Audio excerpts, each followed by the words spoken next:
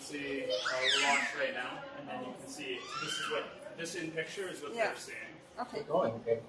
Good morning, everyone. Can you hear me, everyone? Don, can you see me? Yes, we can. Yes. Okay. So we can get started. Good morning, everyone. My name is Georgina Jolibois. I'm the MP, Member of Parliament for Dace-Nethin, Mississippi Churchill River riding. We are here today in Ronge. My colleague, co-worker Peter Julian, he is the MP for BC, one of the ridings in BC, to offer a seminar. I invited him to come to our riding to Ronge to teach us about the tax disability credit. It's a worthwhile information for all of us in our riding. There's so many good information that we will learn today, and who can apply for it and how the processes can go. My staff, I have two so far here in the riding. Janelle Honrada, he's in La Lage. Here's my office there. I have an office there. And then the one in Ronge, Susan McKenzie, is here. And I have one more staff in Ottawa. Her name is Nina Amroff. So I have three staff for now. I'm working on hiring for Meadow Lake also. Since I come from, we have such a huge riding. Today, I want to introduce my colleague, co-worker, Peter Julian. As former executive director of the Western Institute for the Deaf and Hard of Hearing, Mr. Julian has developed expertise in understanding and helping persons with disabilities. Since then, having been elected as an NDP Member of Parliament in 2004, he has been an inspiration to our caucus, and his community commitment and work in the House of Commons are exemplary. As a result of his good work, he was appointed critic for persons with disabilities during the 38th Parliament, and now he is our opposition House leader in this 42nd Parliament. He is not here as a House leader today, however, but as a caring person who is touring the country to talk to people about the tax entitlements for which persons with disabilities qualify. I hope you will enjoy the seminar. Please welcome Peter. Thank you.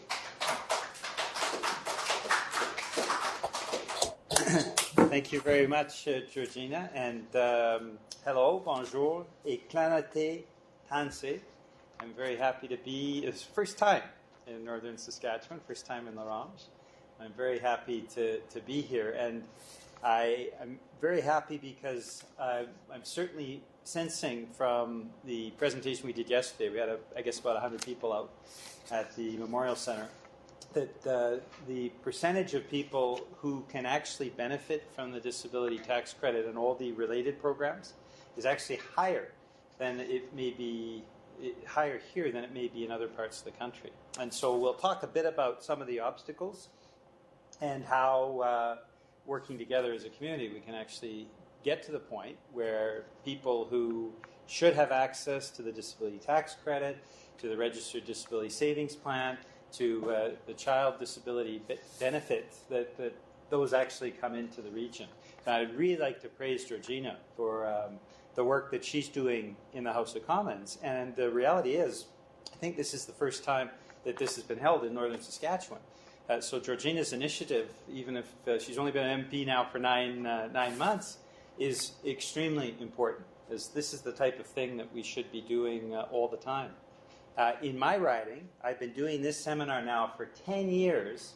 Every time I do it, another 100 people come out, but it's a different 100 people, which shows that even in an urban southern riding, where information should be getting out, that people still aren't getting that information. And that's why after 10 years, we still have a full house every time we hold the disability tax credit seminar. In northern Saskatchewan, given that this is the first time, hopefully over the coming years, working together as healthcare providers with financial institutions, we can get to the point that everybody who should be benefiting from these programs actually can benefit from the programs. So that's extremely important, and I'd like to praise your MP for hosting this. What we will do is go over 4 sections, and at the end of each section, we will stop and take questions either from here in Orange or from folks who are in other communities.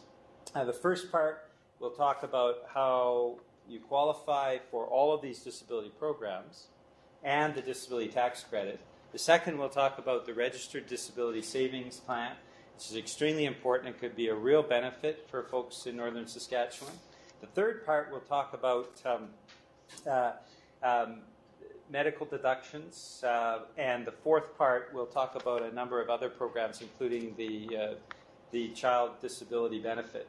And so we'll stop after each section. It'll take about an hour, and with questions.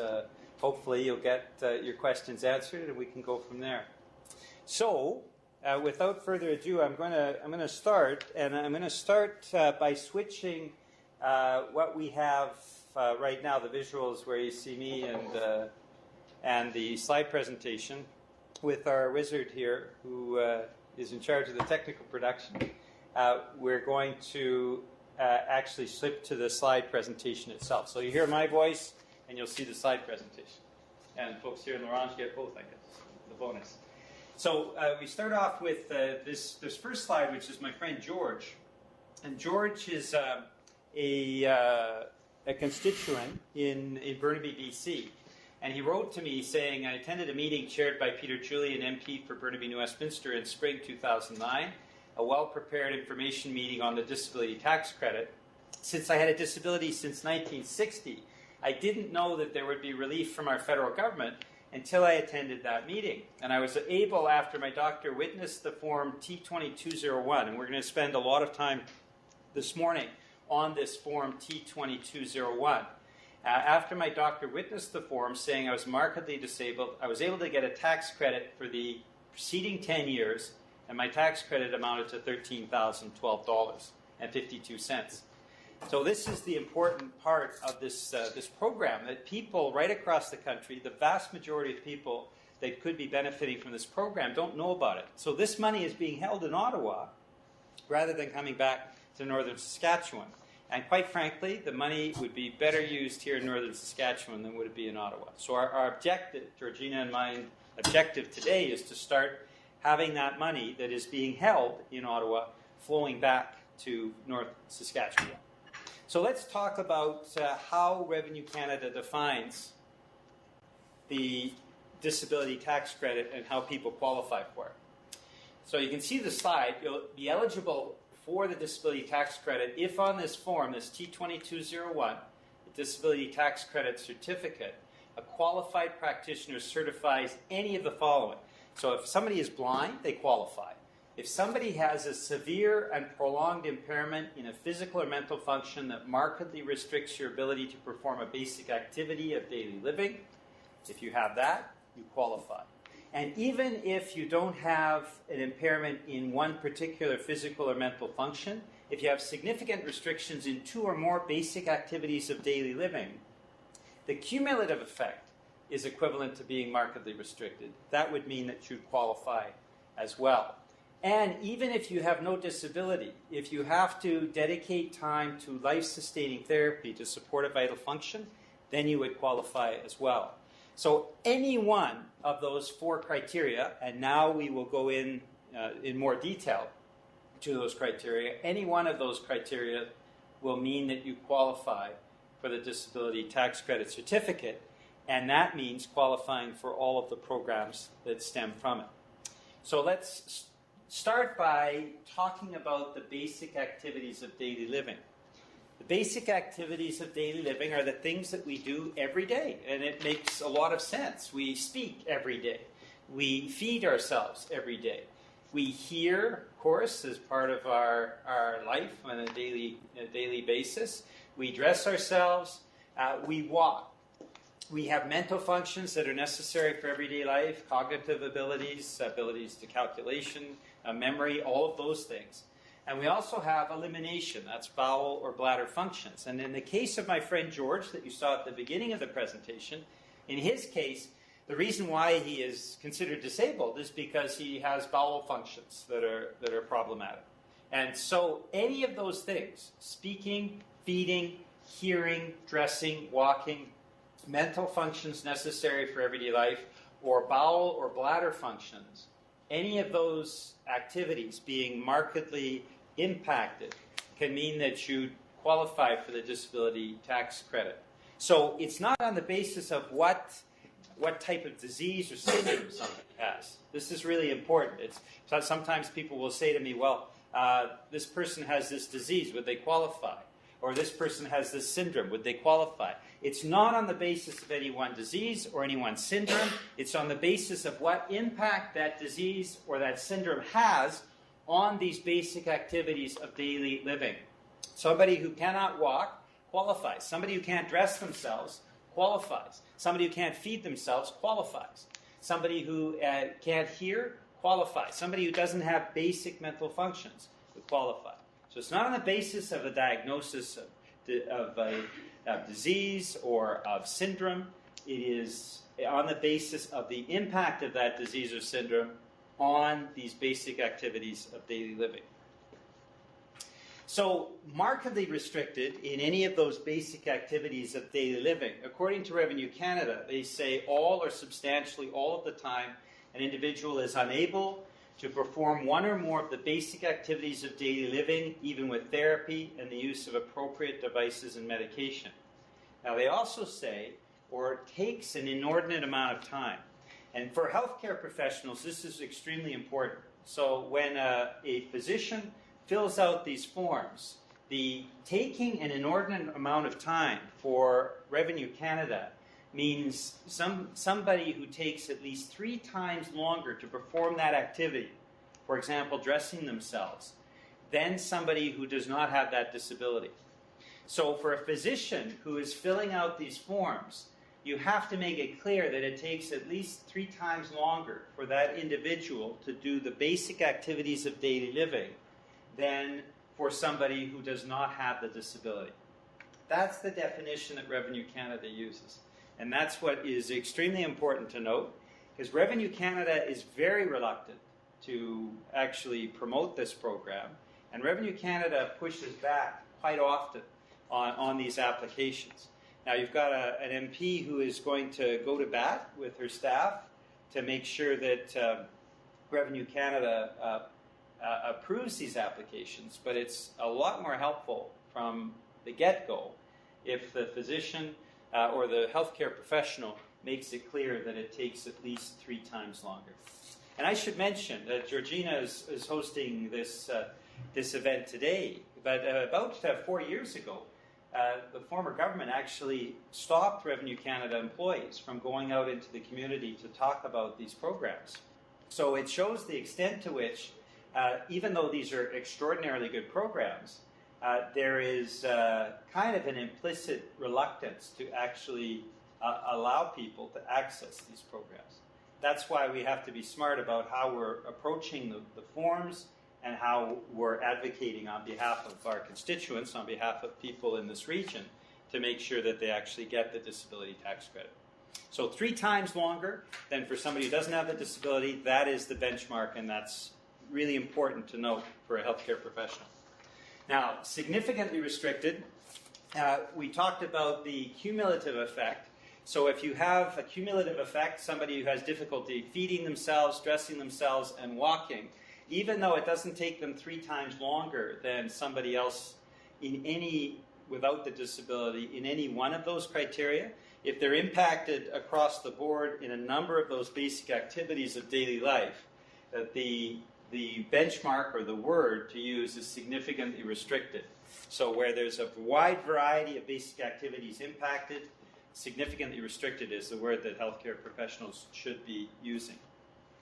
And we have life-sustaining therapy. Even if a person is not disabled, if they have to go through kidney dialysis or lung therapy, a life-sustaining therapy that supports a vital function, according to Revenue Canada, the benchmark that they use is the individual has to dedicate at least 3 times a week on average for at least 14 hours per week.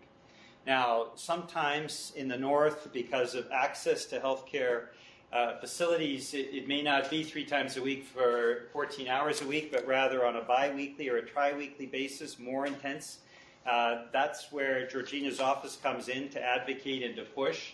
But the benchmark that they normally are looking at is 3 times a week for an average of 14 hours a week. And when there is difficulty to access that kidney dialysis, if it's every 2 weeks for 28 hours, more intense, that's where the advocacy comes in. And it's important to push through that particular application. And we're talking about prolonged impairments. So impairments that have lasted or is expected to last for a continuous period of at least 12 months. So somebody who's had a car accident has gone through rehab for 8 or 9 months, even though they were disabled. They've come out of that rehabilitation. They can't apply for this. The physician has to say that the impairment, the disability, is expected to last at least 12 months for the application to go through.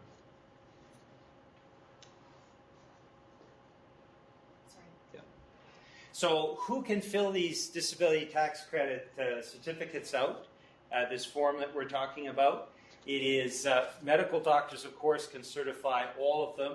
Optometrists can certify vision. Audiologists can certify hearing. My wife is a clinical audiologist. She often does this. Though the benchmarks for hearing is a lot higher than it is for some of the other activities of daily living. And I actually have a bill, there's an NDP bill, to modify the criteria so that hard of hearing people who have been impacted can actually access the disability tax credit. Currently for hearing, if you can understand your physician in a quiet room, you don't qualify. And we all know that for the hard of hearing, they are faced with all kinds of situations that are not quiet, ideal environments.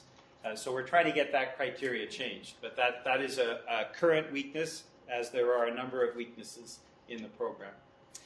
For occupational therapists, they can certify for walking, feeding, and dressing. Psychologists, of course, and psychiatrists for mental functions. Speech-language pathologists for speaking. Physiotherapists for walking. So those are the professionals. Of course, specialist physicians can certify as well for these types of disabilities. And now we're going to come to the disability tax credit certificate. I'm not sure if folks watching us online have copies, but it will come back, and maybe I'll just ask our wizard to just put it right here. This is Would you like me to bring that up on their screens instead? Can you? Yeah, I think I have a copy. Okay. Yeah, there's a copy. You are a wizard. Is it 50E tax credit? Let's just see. That's it. Full screen, and we'll bring it back to them. Cool. Okay, so if you could go to page, this is the disability tax credit certificate. If you go back to page 1, sorry. And so these are the information about the person with the disability, the person claiming the disability amount, and we'll come back to that in a moment, because one of the advantages of the disability tax credit is when a person cannot use it themselves, they can actually transfer it to somebody in the same household who does pay income taxes. So this is the form that helps to switch over that claiming of the disability amount. If you go to page 2, you'll see some of the criteria. If you look down the page for vision, for speaking, hearing, and walking, if you go to the next page, it continues criteria for medical professionals around eliminating bowel and bladder functions, feeding, dressing. You can see further down the page mental functions necessary for everyday life. And one of the questions I'm often asked is the Alzheimer's, which is has growing prevalence in society. Well, if you look down on the second bullet point, below mental functions necessary for everyday life, it includes memory, ability to remember simple instructions, basic personal information such as name and address or material of importance and interest. Of course, somebody who is suffering from Alzheimer's has an impact on their basic living mental functions, And so, yes, somebody with Alzheimer's inevitably qualifies for this program.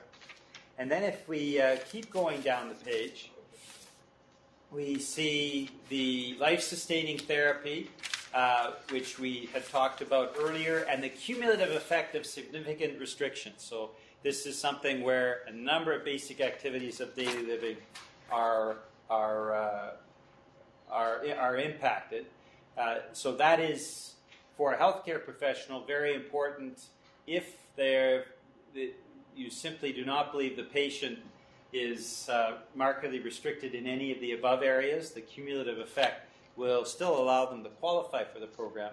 And then the final page is, one more time, is certification. If you look at the top, and that's where you sign, print your name.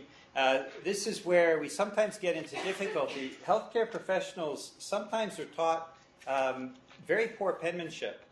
And particularly in my area in New Westminster, healthcare professionals like my doctor just write chicken scratch. And that can be a real problem, because what Revenue Canada will do is follow up with the form to make sure that we're talking about a valid position, and the contact information, the telephone number, the address, and the name is actually really important. We see a lot of cases where forms are rejected because there's simply no way for Revenue Canada to determine whether it was a physician or a chicken that actually signed the form and how to contact them.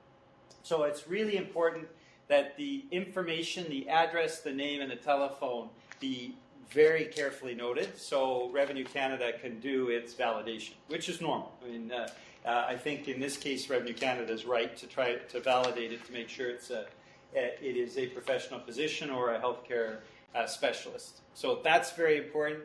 Writing it correctly, having the contact telephone number, extremely important.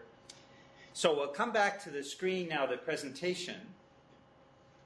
Now that you've seen this T2201, and this is the form that absolutely has to be filled out and sent in before any of the programs that come out of the disability tax credit can actually be started. So this form is essential. You can't go around it. There's no other way around it.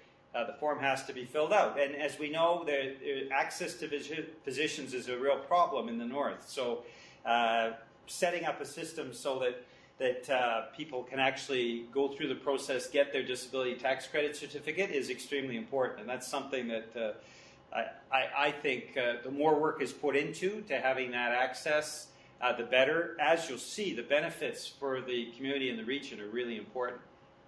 So we have the qualified practitioner certifying the document, and then the form T2201 can be sent in, and through Georgina's office can be sent in at any time during the year. Because the reality is, for somebody who has been disabled for at least 10 years, in the case of my friend George, he was disabled since 1960. And he ended up actually waiting a year after he attended my seminar. He waited 6 months before he saw his physician.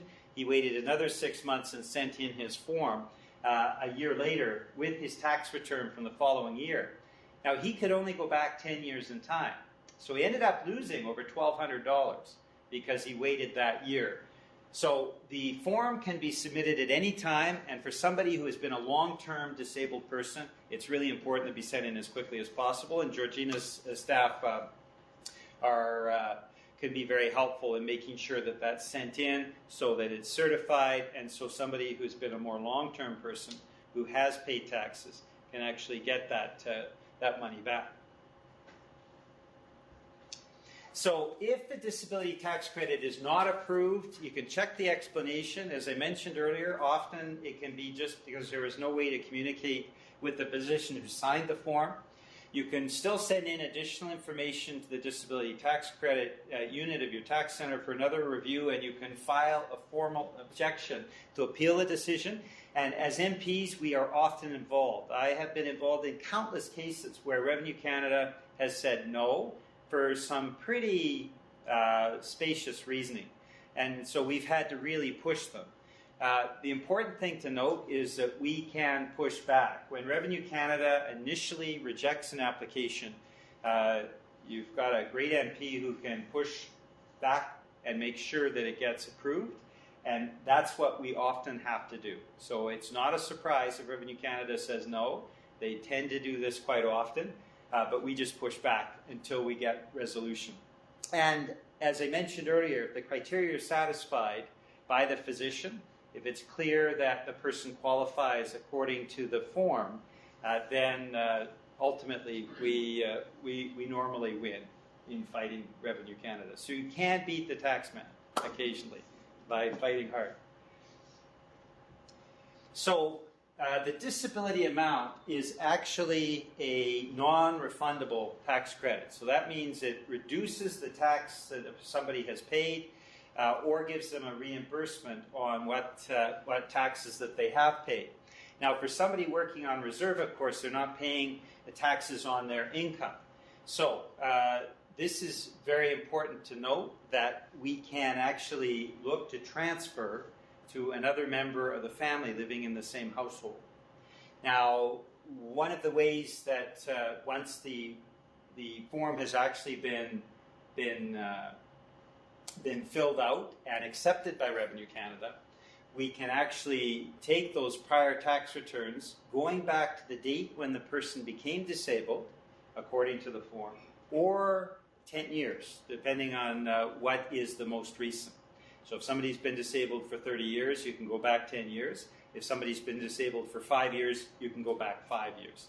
And those prior tax returns can be adjusted, reassessed to include the claim for the disability amount. Each year gets its own adjustment request. So through Georgina's office, you can get a form T1 ADJ, the T1 adjustment request, that for each year you send in a separate form, and then Revenue Canada will process it. And for future years, a new form T2201 is only required if the CRA requests one. That happens very rarely. If a physician says that the disability is permanent, it's very rare that Revenue Canada is going to try to follow up or try to ask somebody to fill out a new form. They're pretty good about that. So as long as the physician says the disability is permanent, normally everything is good. Thanks, Susan. So as I mentioned earlier, if you can't use the disability amount because, for example, you haven't paid income taxes, or the on-reserve amount has meant that you haven't had to pay taxes, you transfer the amount to your spouse or common law partner who can claim that amount, or another supporting person who can claim that unused amount as a disability amount transferred from a dependent. Now, that can be a father or a mother, that can be a son or a daughter, but the key word here is living under the same roof. So if one individual in the family has been paying income taxes, then the disability tax credit refund can go to that person. But it has to be under the same roof.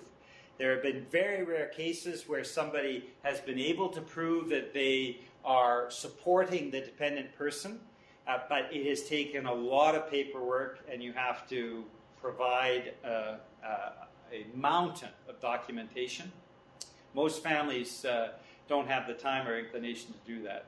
So, but generally speaking, if you're living under the same roof as somebody else and you have paid income taxes, the disabled person can transfer the amount to you. So that $13,000 that we saw in the case of George is something that a whole range of families in the north should be getting back, because a member of their family is disabled, at least one member of the family pays income taxes, and so that money can be transferred back to that family. And that can make a big difference to this region if we've got a few $1 million coming back over the course of the next few years. And we'll just go back, sorry, Susan, just to that disability amount. So this is the end of the first part. I think we'll stop there. We've talked about the process around qualifying for the disability tax credit, and that's the form T2201. We've talked about the process of going to see your physician, making sure it's filled out properly. And we've talked about the fact that you can go up to 10 years in the past for a reimbursement, and that we can also transfer it to another person living under the same roof. But it is a non-refundable tax credit. Some of the other things we'll be talking about today are not dependent on whether or not somebody pays income taxes. But in this case, for the disability tax credit, it's non-refundable. So are there any questions either here in Ronge or out across the north that folks want to ask about this, or is it clear enough that we can move on to part two? I'm just wondering if someone has an amputation and they have a prosthesis, can they still qualify even though the prosthesis helps them with walking or feeding?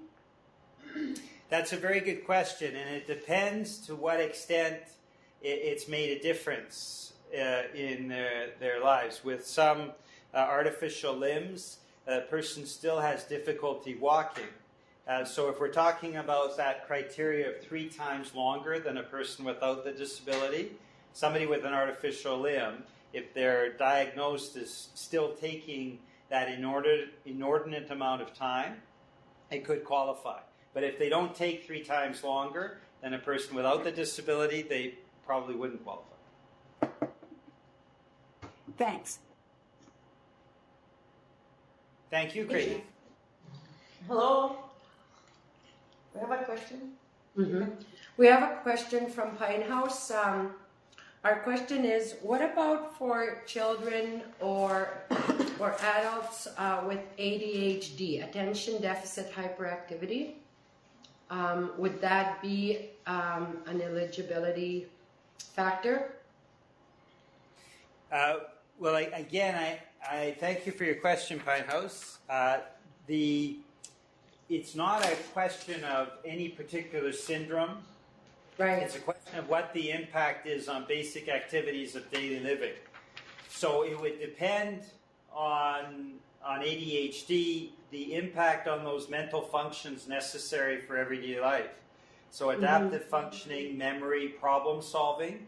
If, again, the ADHD had an impact so that for that child, they were unable to perform the same mental functions, or it took them 3 times longer to perform those mental functions than for somebody who's not disabled, then they could qualify. But we can't do a diagnosis today. I'm not a physician. It's really the physician that would need to look at that, look at the impact of the ADHD on mental functions necessary for everyday life, and then make the diagnosis. That was my next question then, is who would be the person, the professional who would do the assessment?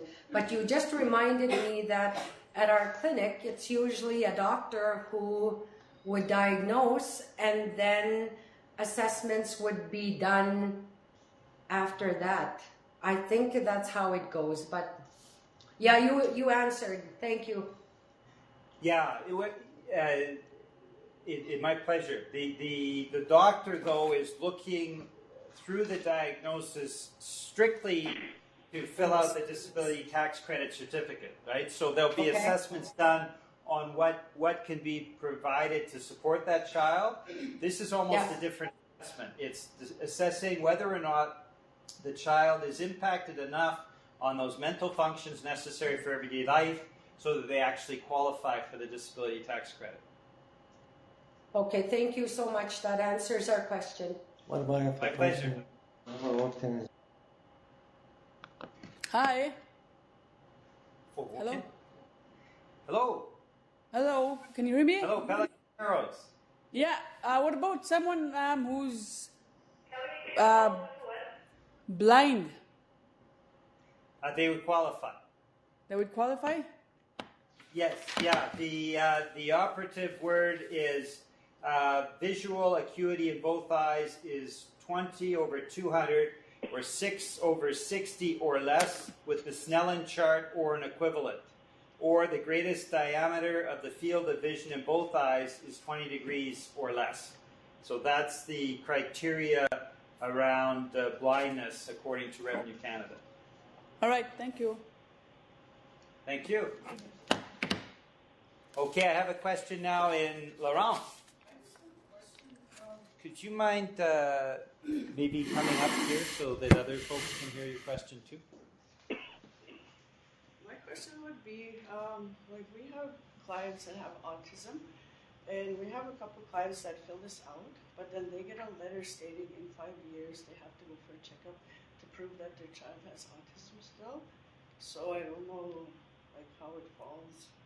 Because autism is considered to be a pervasive developmental disorder. It's lifelong.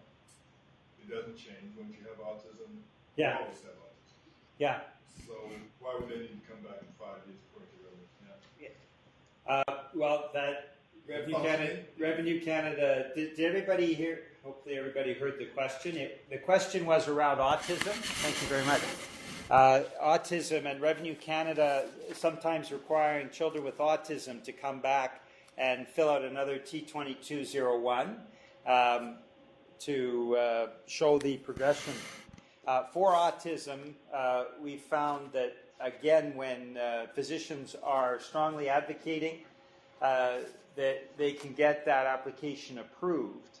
I haven't actually experienced Revenue Canada pushing back on kids with autism, but if they're doing that in this region, then I think Georgina would be fighting to make sure that they stop doing that, because it hasn't happened in our region in British Columbia, at least not that I'm aware of. So it doesn't make a lot of sense. A lot of stuff that Revenue Canada does doesn't make sense, so we just have to push back, and that's our political job. Okay, are there any other questions, or should we go to the next? Hi.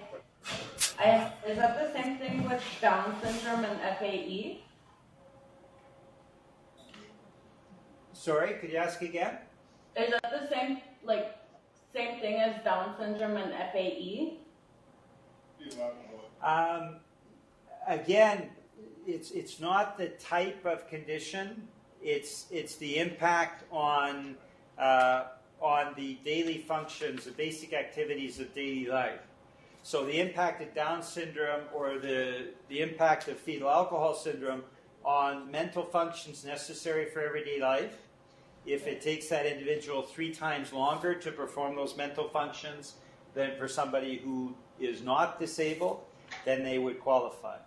But it's not autism or Down syndrome or fetal alcohol syndrome. It's the severity of each of those conditions and the impact on the basic activities of daily life. Okay. Yeah. We have a question here in Pinehouse. Okay, hi Pinehouse. Hello, good afternoon. Good morning. My name is Gary Tinker. I'm sitting now with these ladies. My question is, what about a person that never worked in his life, like a disabled individual, because there's so much high disabilities out there, but some of them can't work. Do they qualify? They can qualify, but because this is a non-refundable tax credit, it would take somebody else in the household who is paying income taxes for the family to fully benefit from the disability tax credit. Now, in this second section, we'll be talking about people with disabilities who cannot work and money that they can get from the federal government for their disability savings plan.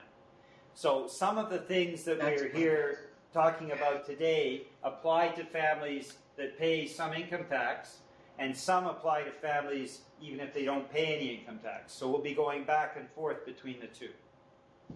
So the fact that somebody hasn't worked is not a problem, but if the household has not been paying income tax, they're not going to be able to benefit from the disability tax credit. But they will be able to benefit from some of the other programs that come out of the disability tax credit. Thank you. Okay, thank you. And now we're going back to Ronge. Oh, wait. Ask you to come up here. I don't have as much of a question as a statement, and I'm pretty sure you've heard this many, many times over. From the physician side, I'm very happy that we have this opportunity because nobody trains us in filling out these forms. So you get a couple of forms every week across your desk, and each form is different for each kind of program. And especially for disability tax credit, I have spoken to a lot of my colleagues about this. As physicians, we don't like calling people disabled at all. Like, we want to keep them as functional as possible. So there is a thought that if you fill out this form, you are labeling somebody as disabled, which I now see is not the purpose of this at all. It's supporting those people. But we also do not have those definitions of inordinate amount of time. So I can think of a few forms already that I can go back and complete again, where people would benefit, where especially like somebody is for osteoarthritis, I would say, like we would not like to call somebody with osteoarthritis disabled, but they could benefit from these forms.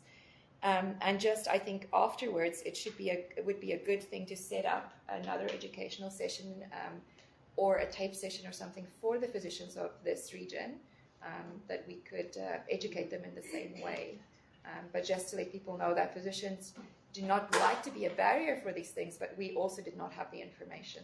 Yes. So, and thank you for that. No worries. And that's very true. The information is not going to healthcare professionals. The information is not going to accountants, even in other parts of the country. It's not even going to financial institutions. And so we've got some pretty good programs that can make a big difference in people's lives, and yet the information is not getting out. And as I mentioned earlier, Revenue Canada, unbelievably, 4 years ago, decided to ban their employees from going out and talking in the community about this. I mean, whose interest is served by that? So the fact that Georgina has scheduled this is very important, and I've made a commitment to her. I'll come back once a year on this. And so that we can get the information out, because there are literally hundreds of families in this area that could benefit and over time. So we just have to keep pushing. Okay, I'm just going to take one last question, because then we've got 3 other important sections. So we need to go on to them too, and particularly the 2nd and the 4th sections are really important. So Chris, go ahead. Hi. Go ahead. Are you talking to Creighton or? Yeah. I am talking to Okay, hi, I wasn't quite sure. Or Milosh is also on. Okay, I'll take a question from Creighton and a question from Milosh. Okay, I'm actually going to ask you a question about the person living under the same roof. My brother is a disabled individual who, for 35 years, he was in a car accident. And he was living with my mother, but my mother and she's definitely been paying the taxes, but now she's deceased. I'm the one who's kind of looking after him, but I don't live under the same roof, obviously. So can I go back to her income tax with the fact that that's kind of a different situation, isn't it? Yes, it is. And I think that detail is something that you'd be best off working with Georgina Jolibois' office on. Okay. Because that's more complex.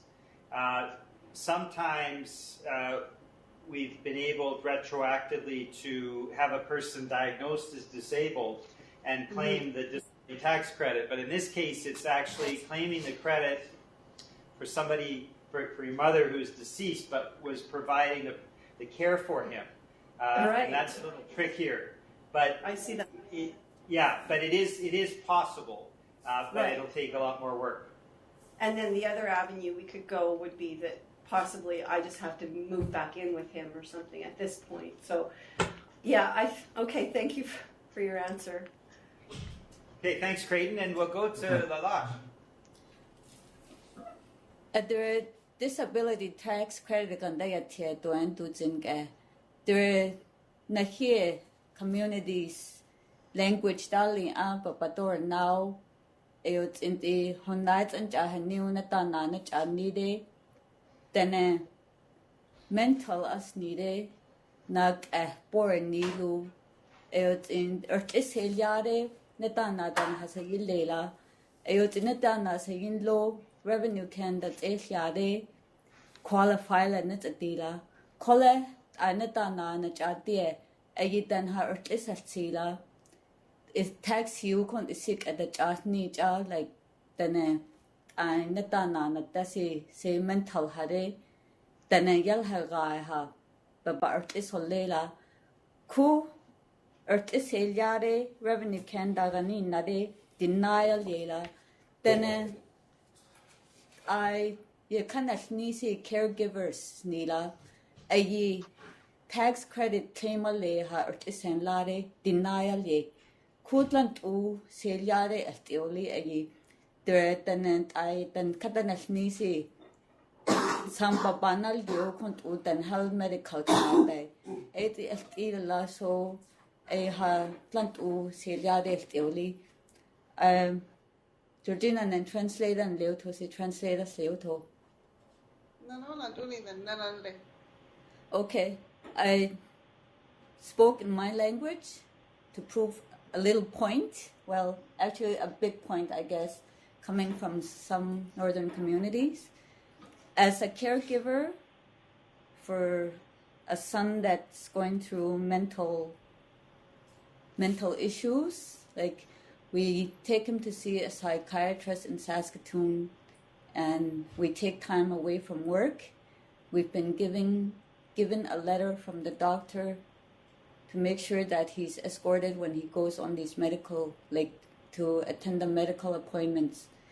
We came across this disability tax credit when we did our taxes several years back by our accountant. Like we explained all the medical trips that we've been going on that we submitted, which we didn't qualify to claim because he's of age. And so when we filed the disability tax credit as a caregiver to claim the tax credit, we were denied by Revenue Canada because in their books he's able to do everyday functions, I guess, and coming from a northern community, when you have to drive 7 hours one way to attend a medical appointment, and if a doctor gives you a letter stating that the person should be accompanied because they might have anxiety attacks or whatever, being on a crowded taxi, which may have other sick people, say if there's a child on there too, if they start getting their anxiety attacks, are the taxi drivers even, well, it's a list of questions, I guess, are the taxi drivers even qualified to handle situations in those cases as well? Yeah. Brenda, the doing tant all day, the Nagata Daidan, a doing, I know it's even new deal, I know it's a plan all deal, the Don, well, a Sally Dow, is a, yeah, I want to Daniel deal, is a point to no day. As Eli, like earn there. Kundi nanoy di kun ang the tanisong sini chu anna dandan di inter ala halang kun That's what I said. This is a common occurrence for all of us in the north. We have Dene speaking people and Cree speaking people. Our elders, young people need around the mental health issues from bipolar to PhD, a number of wide array of issues. To me, the way I look at it, with the doctor's help, to me, the way I understand it impacts the daily life. So together, what I can suggest is work with my office, Susan McKenzie and Dawn, and there's one more staff in Ottawa, Nina Amroff, as well as when I hire in Meadow Lake. We can work closely with the doctors and the families to move these files forward, fight for this. With the way Brenda's describing it, is we all face that and we have to push it forward. Okay. Thank you, Brenda. Thank you, Brenda. So we're gonna go on to part 2 now, and then we'll stop for another period of questions.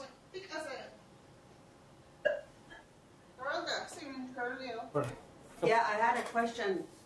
My question was, what if a person that is disabled and is under social assistance as a disabled person, how does it affect that, or Oh, okay. That was my question. Yep. No, it doesn't. So I'm going to go on now to section 2, which is the registered disability savings plan. This is very important because this actually can mean that families can get up to $90,000 from the federal government, and even somebody who is on social assistance can look to get potentially $20,000 from the federal government over a 20-year period. So we talked about the disability tax credit certificate. Once you qualify for the disability tax credit certificate, that opens the door to the registered disability savings plan. Now here, the registered disability savings plan requires a financial institution. And so here is another obstacle that we face in the north that is different from urban regions. It's working with physicians to get the diagnosis, and then it's working with financial institutions like the credit union system to actually make sure that it's available to communities that don't have banking. And so this is a critical part that makes it more of a challenge in the north, and that also explains why there are so few families actually taking advantage of this. So once a person qualifies for the disability tax credit certificate, if they have a social insurance number, even if they're a child, they can have a registered disability savings plan opened up for them. So opened up at a credit union or at a bank, and the contributions can then be made by the family, and contributions can be made by the government. And as I'll show you in a moment, the contributions from the government are significant. So it's a savings plan that's established to help save for the long-term financial security of a person. That contributions can be made until the end of the year in which the beneficiary turns 59. There's no annual contribution limit, but the lifetime limit that the family or friends can contribute is up to $200,000. Thank you. So that means the family is contributing, but there are also 2 federal programs designed to supplement funds in the RDSP. So even if you're living on reserve way up north, if we can get the diagnosis and get access to a financial institution, the Canada Disability Savings Grants and Canada Disability Savings Bonds can then start basically accessing money that will go into that disabled person's account. So first we'll talk about the savings grants. So the government pays matching grants of 100% or 200% or 300%, depending on the beneficiary's family income and the amount contributed. So if the family contributed $1,000 into that account over the course of a year, depending on family income, the government will pay $3,000. Now that's a lot of money that is going to help that disabled person. And as I say, the vast majority of families in the north that should be benefiting from this are not benefiting from it. So a registered disability savings plan can receive matching grants up to $3,500 in any 1 year and up to $70,000 over the beneficiary's lifetime. So over a 20-year period, if the family is putting in fairly modest amounts, even $1,000 a year, the government could be providing up to $70,000 to match that. That is an incredible amount of money when you think of the investment income that can come out of that as well. So it really helps to assure the long-term financial stability of that person with a disability, even if they're living in a remote community, even if they're living in a family that has a very, very modest income. Now, a grant can be paid into the registered disability savings plan up until the end of the year when the beneficiary turns 49. So the intent is really to help children, young adults, but even somebody in their 40s can benefit from this program. Now we also have the, thank you, the savings bond as well. Now that seemed to have some kind of frozen technical difficulties here for a moment. Yeah. We have a frozen screen, folks, but in this case, the savings bond is $1,000 a year to help support that person with a disability. Oh, we've lost it all. It'll be back in a moment. Okay. Sorry. Oh, that's all right. $1,000 a year over 20 years. So that can be $20,000, and that is even if the family is not able to contribute anything.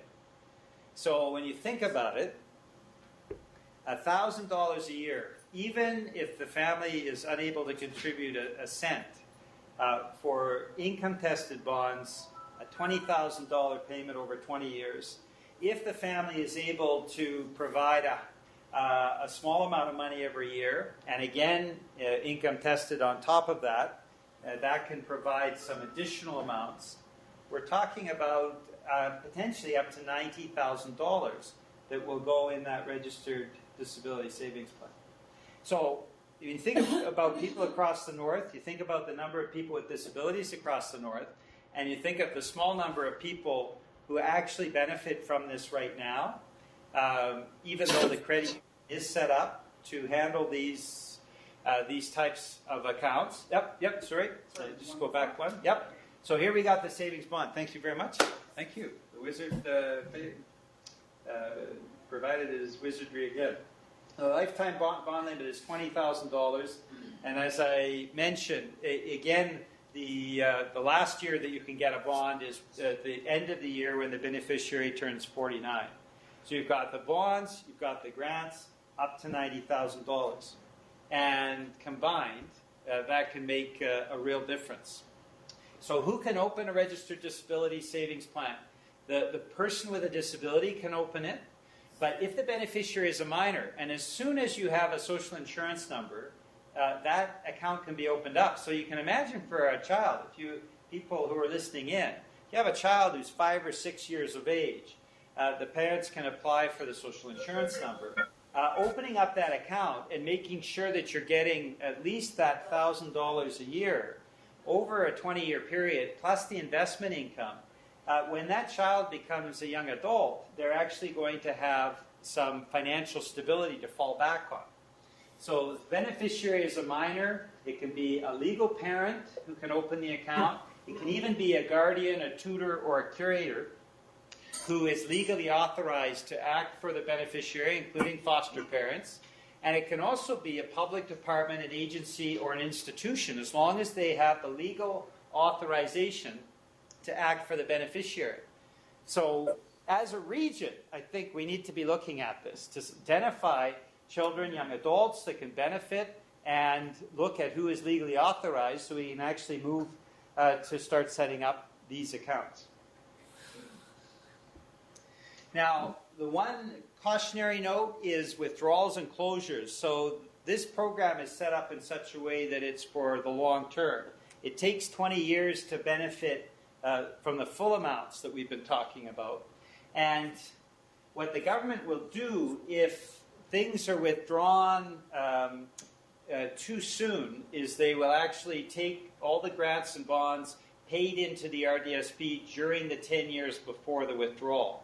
So we're really looking at a 30-year financial horizon to make sure that you're getting the full benefit. The family is getting the full benefit of the plan. So grants and bonds that have been paid over the last 10 years have to get repaid even if the beneficiary passes away. But all other monies go into the beneficiary's estate. So again, you can imagine for the whole community and the whole family, the benefit that we can get over a 30-year period. Even if the beneficiary passes on, in the case of what is passed on to the estate, the money stays in the community. So this is a really important program. and it's something that takes a lot of work to set up as a community, particularly when financial institutions are not present everywhere. But it can make a big difference in the long term in the community. One other thing I'd just like to note, and I think that's the final slide. If you just want to go to the next one, Susan. Yeah, and then pull it back. Thanks. One more thing I'd like to note. In the South, we see a lot of newspaper ads, sometimes radio ads, from companies that want to profit from the disability tax credit, and they want to profit from the Registered Disability Savings Plan. And they will charge often up to 50% of what families are getting. What we're doing today is a free seminar, but a lot of these companies are sharks.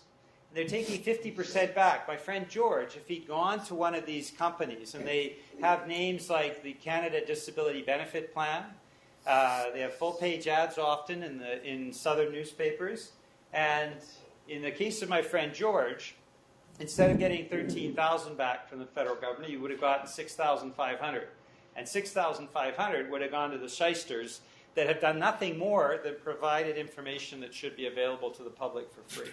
So that's another reason why it's important to set this up and work as a region on this, because there are companies that are trying to benefit from these programs by taking money away from people with disabilities and their families.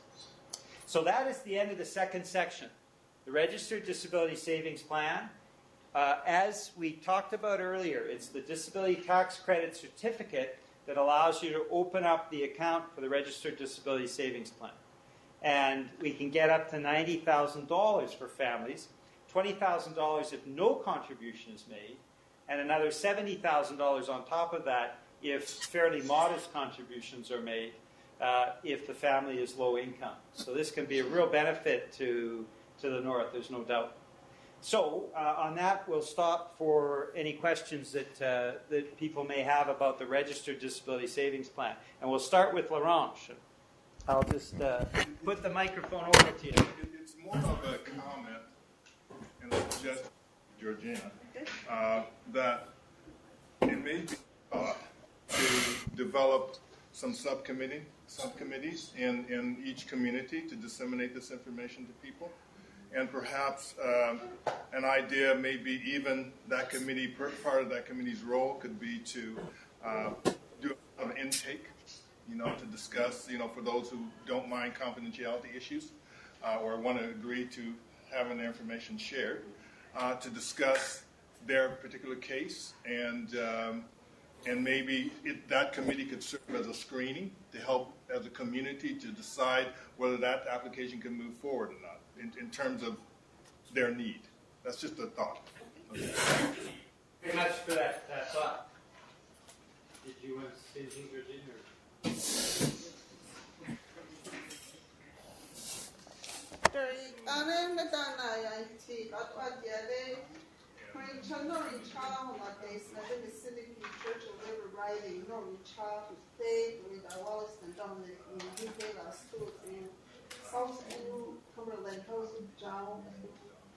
South and ila twadi ade nan afadi ila da hatchet lake is a committee one day a hatchet lake of the town that a hote lu a nu te committee see they a sets only has office it's only in the town like it's only ha and stuff and see what her na see a only ha after lake da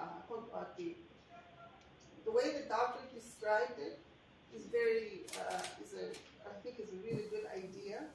Each in our riding, Basin, Mississippi, Churchill River riding, is a huge riding. We have many communities and reserves. What he suggests, and then I think it's a good idea, at each community level, we have volunteers, you in your communities, to help move the files forward, so that we have the committee can help my office, and then we can help the person. And then with our files, we can keep it moving forward so that Revenue Canada can pay out some dollars to people who need the money. need the money, our family the money. So those who are listening in each community who are participating, please feel free to contact my office, and then that way we can start working together on what the doctor suggested. Thank you for providing that suggestion. Okay, are there any other, thank you for your comments, Georgina. Are there any other questions on the Registered Disability Savings Plan? I have a question. Rosa wants to ask a question. We have a question. I can't remember your question now.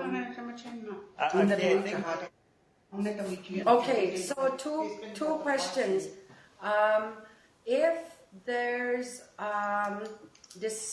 if there is disabilities in a household, who would help to? If they can't help themselves. If they can't help themselves, who's going to speak for them and explain all of this information to that person is the first question. So as we're speaking, I think we're all answering that, but just a thought. Well, and thank you for your thought. I think what we're talking about here with your MP, who's a real fighter for the region, is we all have a collective responsibility to get this information out, because Ottawa is not doing it. The new government hasn't changed the perspective from the old government of not providing this information. So Revenue Canada has not changed. They are basically withholding, I think, information. That may be a strong word, but I think it's appropriate. They're withholding information that could be of real use for folks in this region. And so as a community, we have a responsibility to get that information out. And now that there's 7 people in Creighton that know, hopefully other people in the community will start to find out as well. Georgina's point is, if we're talking with our family and our friends and our neighbors, we can get that information out and let families know. And the families knowing is only the first step to then getting to the point where families get what is due to them. But we're making a start today, and hopefully we can build on that in the next few months and years. Right. We have a question. We have a question in James Smith. Okay, James Smith. And then I think I have a client who's been applying and their forms keep coming back. And I'm just wondering if there's a support person or how can we help them? Yes, and it's be Georgina's office, so I'll let her handle it. James Smith is actually part of Prince Albert riding, correct? Randy Holback is your MP, is that correct? Okay, but that doesn't matter. That doesn't matter. I invite you, James Smith, Susan McKenzie, to show yourself. And then if Don, I know Don in Lalage Janelle can't show himself, but this is Susan McKenzie. She will put my contact information on here, and I would suggest that you contact her, and then we can work with you on that file. It doesn't matter that you're in Randy Holback's riding. I just want to help you guys. Okay? Thank you. Okay, thank you. Isn't she an amazing MP? It doesn't matter even if you're in our riding or not. So I'm going to give you 2 phone numbers to call. They're 1-800 numbers. And one is 1-844-294-6711. And then the other number is 1-866-400-2334. And I just wanted to say, and one of the emails address is georgina.jolibois.c1@PARL for parliament.gc.ca. We'd be happy to help further along your applications. And as well, I'd like to thank the partners for this particular seminar. And of course, Peter, thank you very much. And just amazing work from our MP. But I'd also like to thank the Lac La Ronge Indian Band Health Services. There's been a death, and so Kathy Wheaton, who is my partner in working and setting this up, she's unable to attend. She's with her family. Condolences to the Adam family.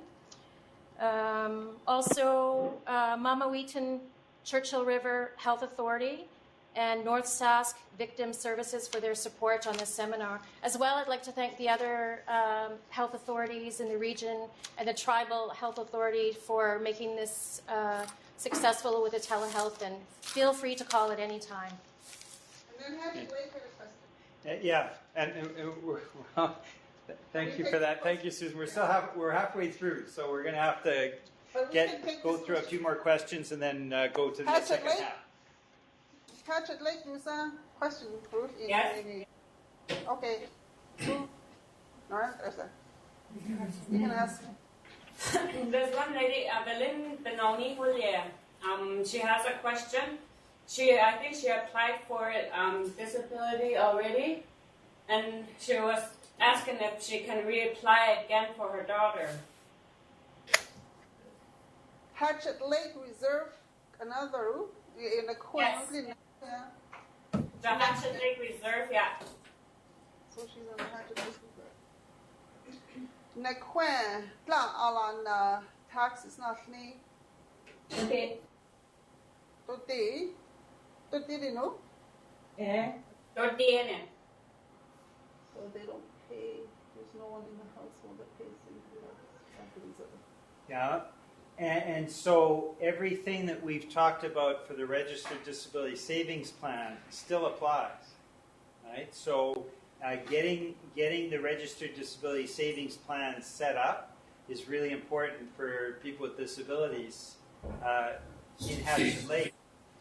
So some of the things that we're talking about apply if you have a taxable income. Some of the things do not. And the Registered Disability Savings Plan is not dependent on whether you're paying income taxes or not. But it does mean a lot of money coming in to Hatchet Lake over time. So this is why it's really important to follow through with your MP on the disability tax credit certificate, which is the qualification, and then work to set up the Registered Disability Savings Plan. Because even $1,000 a year over 20 years, $20,000 per disabled person. If you have a dozen disabled people, that's $250,000 coming in over the next 10, 20 years. Se anastanu applying a work any phone number Susan McKenzie is phone number by any. The girl is retired. Phone numbers on not only the Aliani. A phone of the Ashabak Ali Dade, and early in its Udu, let's do a satire country say Woolgate. Okay. Okay? Yeah. Thank you, Georgina. Thank you, Susan. Are there any other questions on the Registered Disability Savings Plan? Okay, now we're going to move to the second half. And the second half is some medical expenses, and then it is a series of other programs that exist. It is a lot of information, but we're just going to touch on these things so that people are aware of them. And then at the end, we'll take any questions. So we'll just move to the second half. It'll take probably about 15 minutes or so. And then we'll go from there to final questions. And this is information that includes both information for people who pay income taxes and for people who don't pay income taxes. So it will go back and forth between the two. So we're going to start with medical expenses. Medical expenses are non-refundable. So what it does is it's for people who pay income taxes, and they get a rebate, a refund on money that they paid in income taxes, or it helps to reduce their income tax to pay. And medical expenses are expenses that we pay out of pocket, and then it helps to reduce our income tax. So medical expenses include payments made to a medical doctor, but it can also include prescription medication and payments for wheelchairs and crutches, hearing aids, and eyeglasses. So those are all things that are available on the Revenue Canada website, or you can ask Georgina Jolibois' office to provide some information. If you can go back just one. But it's also important to note, if somebody sets up a van that is specially equipped to transport a disabled individual, you can claim 20% of the cost up to a maximum of $5,000. You can also claim renovation costs for a home. So for when you make a home more accessible, for example, those elevators that go up the stairway that you sometimes see on television, that can be claimed as a medical expense. So you get a partial refund on your income tax. And as well, if you have to move because of your disability, you can claim moving expenses. So that's important to note. Medical expenses don't include things like athletic club fees, health programs, organic foods, and cosmetic surgery. But even though it doesn't include those things, if somebody has a gluten allergy and the additional cost of buying food that is without gluten, that can be claimed as a medical expense, believe it or not. So gluten allergy, people have to pay more for their food. The difference in cost between regular food, even in the north, and gluten-free food can be claimed as a medical expense. And attendant care, if somebody is in a nursing home or a retirement home, attendant care expenses can be deducted as well and included as medical expenses.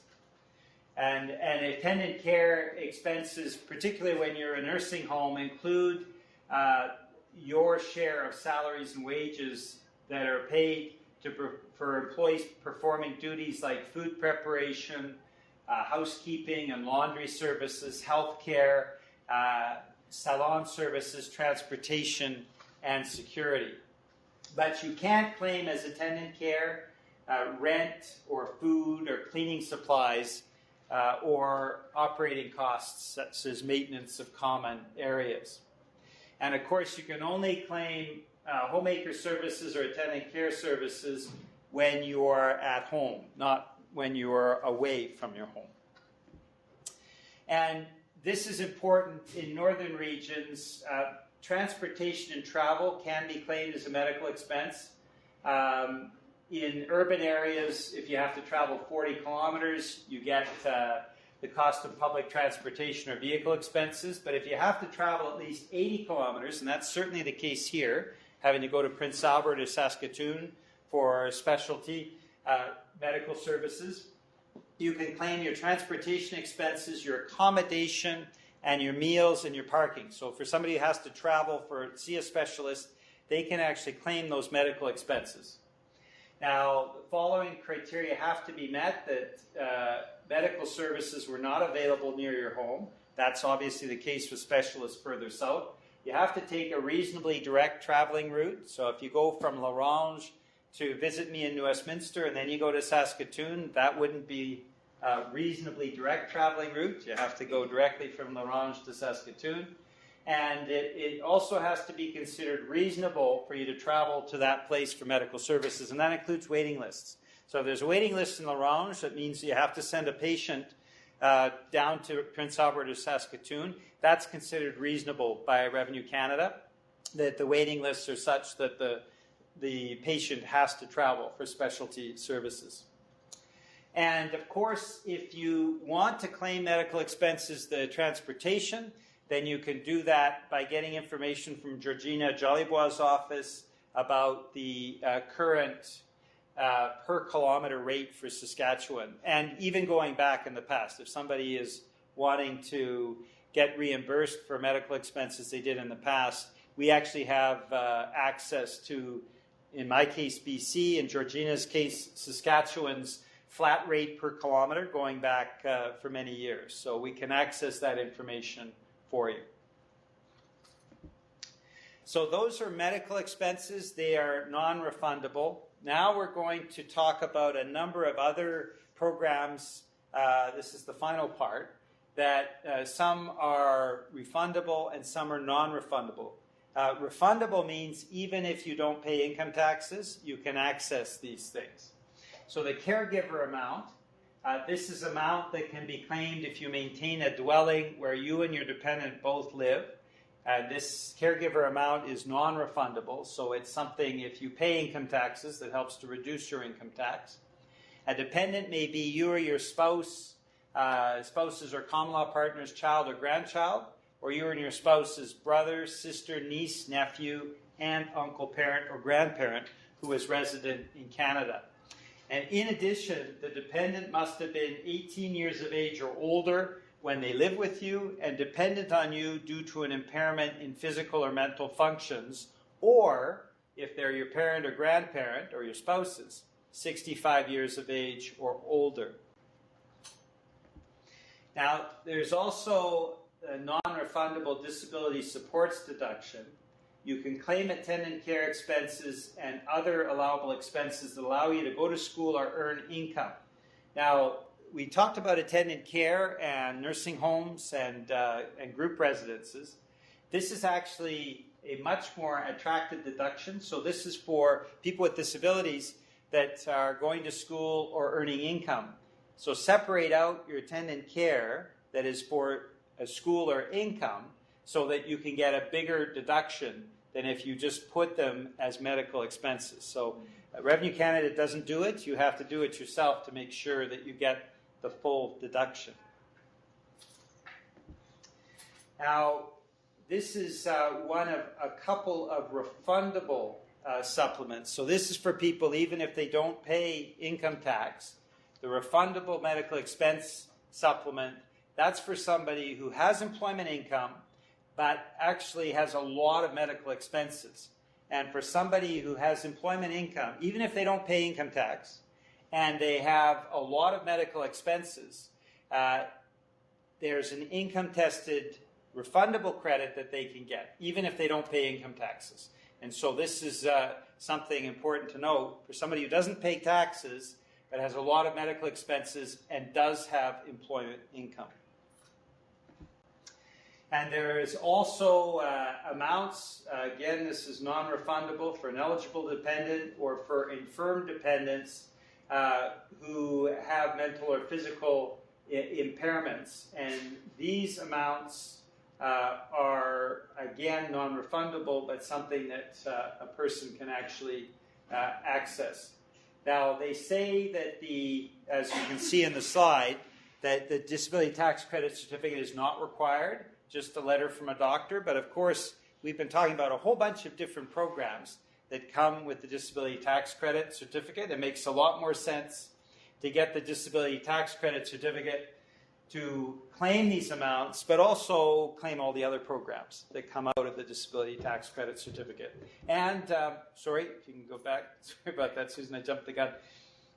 And child care expenses, there's no age limit for a dependent child that is disabled. Expenses claimed can reduce the disability amount supplement, though.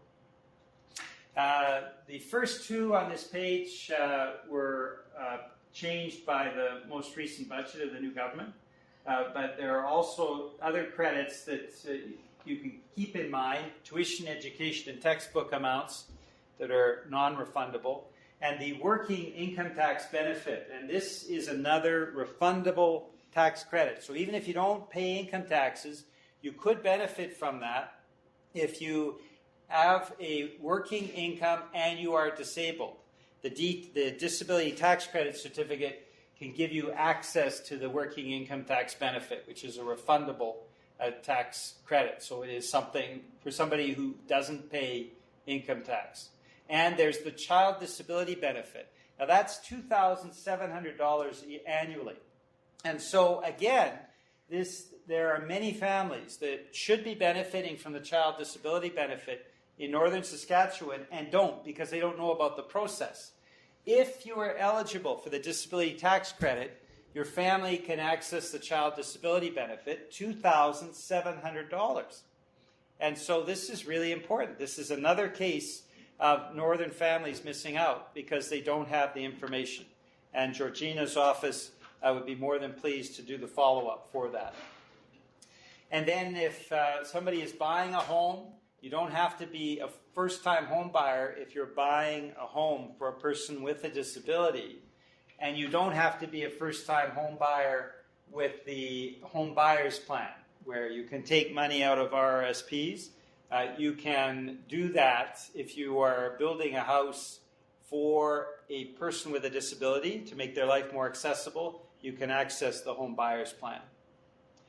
And for people who drive and who pay the federal excise tax on gasoline, you can actually get a refund of the federal excise tax with the disability tax credit.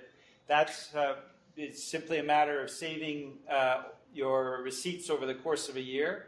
It's not a huge amount, maybe $40, $50, $60 over the course of a year, but it can make a difference.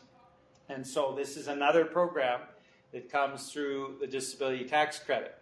And if you pay the GST on modifying your vehicle, or if you pay it on medical devices, you can get a full rebate back on that GST, HST that you've paid for those things. So just to finish up, we've got this cartoon here you can see with the woman from Revenue Canada saying, Revenue Canada again, having trouble completing your tax form? Well, not to worry. Simply pick up your phone and give one of our agents a call. That's all there is to it. Easy, you bet. So why wait? Call us now and get the information you need. And you can see in the final panel, the gentleman has been waiting on the phone, obviously, for a long time because he's passed away in the meantime. And his wife says, is the phone still busy? And that's the problem with Revenue Canada right now. The information's not getting out to the public. So this is why it's so important that you attended this seminar today. We've got to get the information out across the region. Because as you can see, there are millions of dollars that should be coming to the region that isn't. And the only way to change that is through a whole lot of information and having healthcare professionals and financial institutions in your MP's office and communities all working together so that people can start getting the money that is due to them. So on that note, I'll turn things over to Georgina, and I think there may be other questions. I don't know. We can see if there's a final round of questions before we wrap up. Do we have any? Okay, here in Ronge, we have a question. For expenses, like we have a lot of families that have children with autism, and they have to buy special equipment for their children. Like, can they pay those? Because some of them have to buy helmets. Presentation. Sorry, maybe could you come over here? That's all right. Yeah, we'll just so that we can't hear you. Well, like for claiming for autism because they need special equipment, like weight blankets.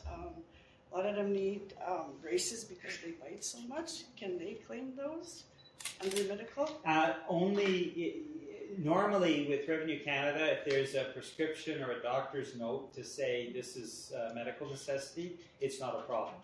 But if there's no doctor's note to justify it, sometimes they'll push back. Sometimes they won't, but sometimes they do, and it's better to be. It's better to have that note that says this is something that this child needs. Okay. Boval, you have a question? There you go. Yes.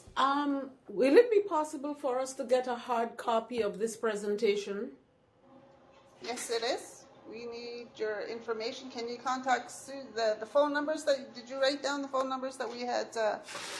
Yeah. Yes, we did. So contact one of those numbers, and then we can email it to you. Thank you. Yes. And this presentation actually comes from Revenue Canada itself. When the employees were banned from going out and giving this information that we're giving to you today, the employees actually sent us the presentation from Revenue Canada, even though their supervisors said, no, you can't do that. So this is directly from employees who are disgruntled that they can't share this information with the public. So send it far and wide. Yes, we will. Thanks. So everybody can find out. Sorry, who else has a question? Could you repeat those phone numbers again? They were too fast for us and furious. Okay. Susan will redo it.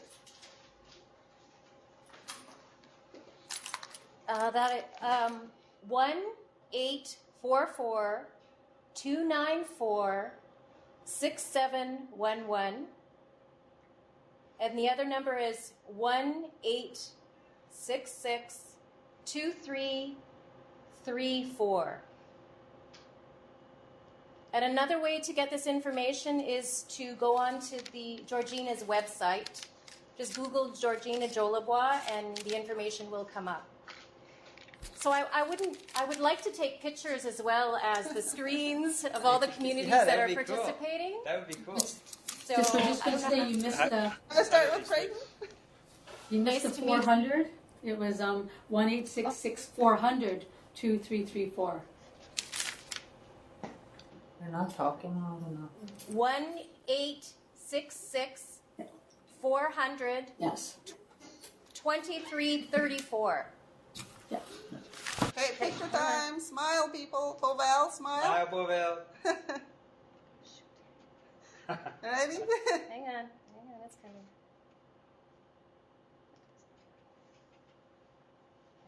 Hold on, we got camera difficulty.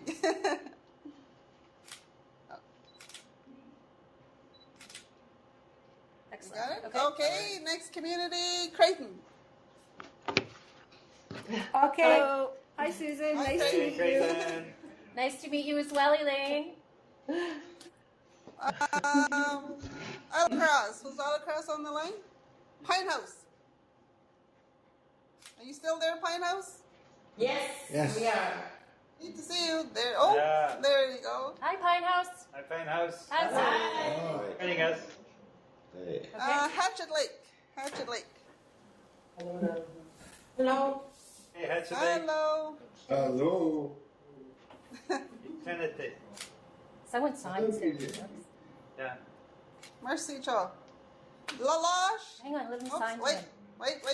Asuna. Go ahead, Peter.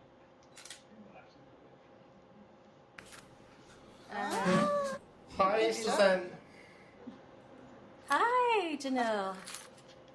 Smile, Brenda, smile.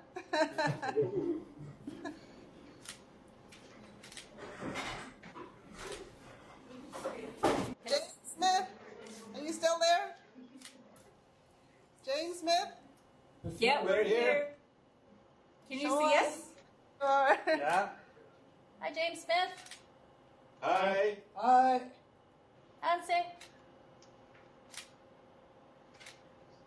One more. Okay, thank you. Thank you. And Montreal Lake, did I see Montreal Lake on the list? No? Yeah, they're there. Montreal Lake, How are you many still are on? there? I would have to look it up. Okay. I'd appreciate that. Yeah, we're here. We're here. Montreal Lake, where show us your faces. We have a list. There you go. Hello. Hi. We need the list. Yeah, you want the list? Yeah, for sure. Please. Yeah.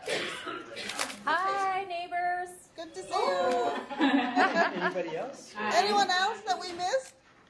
That is on the line?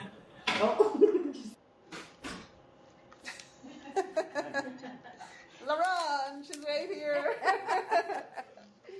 Is that all? Is there any more? Is there anyone that we missed? Buffalo Narrows? Birch Narrows? Pelican? Pelican. Wasn't Pelican on the line? Waterhead. Waterhead, you said? Waterhead's on? Waterhead? Yes. Meadow Lake? We'll have to do this again. This has been nice.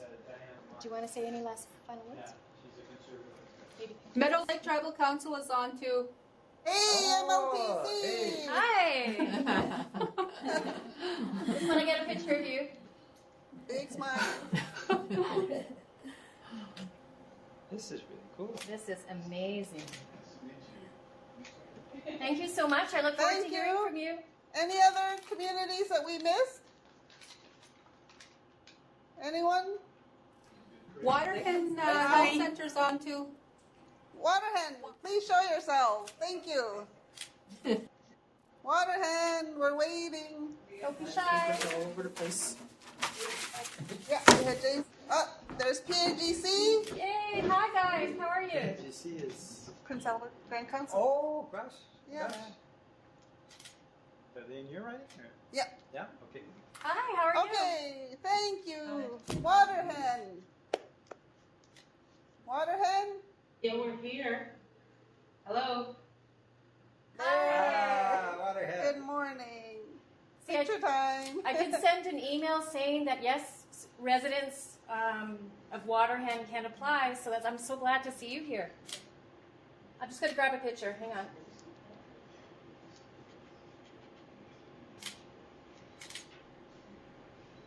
One more.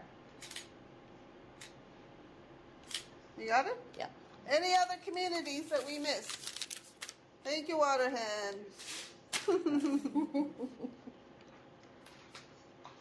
Okay. Ronge is here, so thank you very much. Thank you. Peter, you want to say last few words?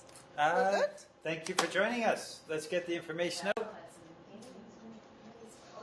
Thank you, everyone. Keep in touch. Thank you.